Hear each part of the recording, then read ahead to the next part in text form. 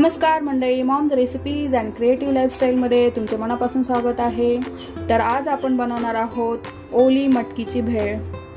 चला तर मग आपण रेसिपीला स्टार्ट करूया। आता आपण मटकी भेळसाठी लागणारे साहित्य बघूया।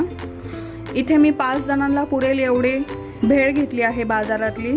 तर तिच्यामध्ये कुरमुरे व शेव वगैरे सर्व मिक्स आहे। तर याऐवजी तुम्ही सेपरेट कुरमुरे व फरसाणही वापरू शकता। आणि चिंचेची चटणी मी बनवून घेतली आहे। चिंचेची चटणी कशी बनवायची याची रेसिपी मी या व्हिडिओच्या सर्वात शेवटी स्क्रीनवरती शेअर केली आहे, तर तिथे तुम्ही जाऊन बघू शकता। एक मोठ्या आकाराचा कांदा मी कट करून घेतला आहे बारीक।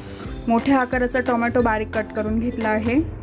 आवश्यकतेनुसार मी मीठ घेणार आहे व लाल तिखट हे मी काश्मीरीचं वापरणार आहे, कारण त्यामुळे टेस्ट छान येते। अर्धा लिंबू, बारीक चिरलेली कोथिंबीर, ही उकडलेली मटकी आहे 2 वाट्या जवळपास, आणि त्यामध्ये मी मीठ कालवून घेतलं आहे। आणि आता आपण गार्निशिंगसाठी लागणारं साहित्य बघूया। इथे मी बारीक शेव घेतली आहे पिवळ्या कलरची। खारी बुंदी वापरणार आहे इथे मी 1 वाटी, व उकडलेल्या हिरव्या मिरच्या आणि थोडीशी मटकी मी वापरणार आहे गार्निशिंगसाठी। आता आपण भेळीसाठी लागणाऱ्या उकडलेल्या मिरच्या बघूया त्या कशा करायच्या।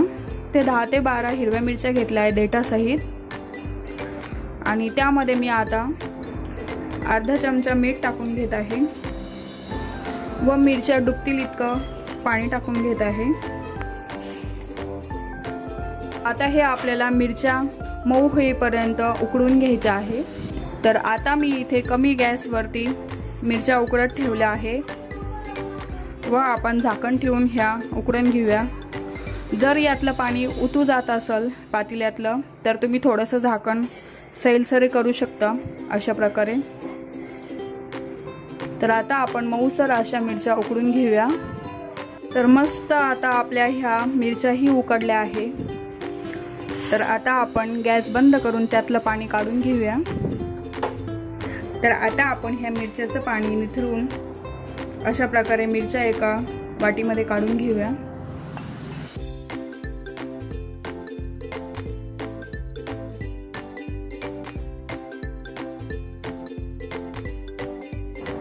तर मस्त आपल्या गार्निशिंगसाठी या मिरच्या तयार झाल्या आहेत। आता आपण रेसिपीला स्टार्ट करूया मटकी भेळच्या।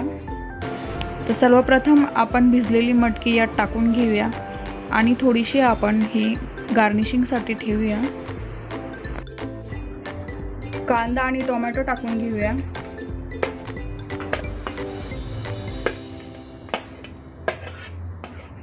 कोथिंबीर टाकून घेऊया। हे त्यावरती आपण लिंबू पिळून घेऊया।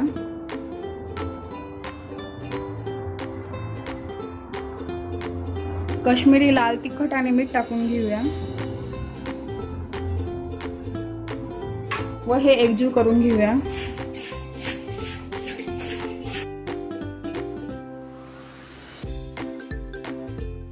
एकजीव करून झाल्यानंतर त्यामध्ये चिंचेची चटणी टाकून घेऊया।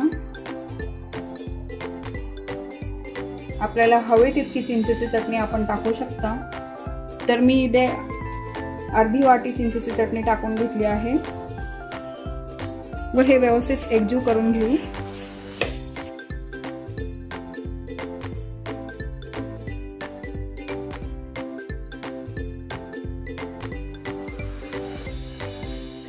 तर आता आपली मटकी भेळ तयार झाली आहे।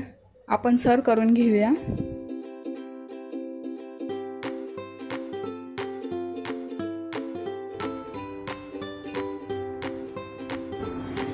त्यावरती जाईल आपली बुंदी,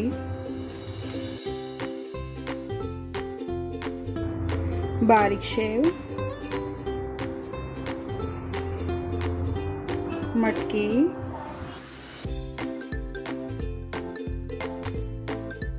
उकडलेल्या हिरव्या मिरच्या,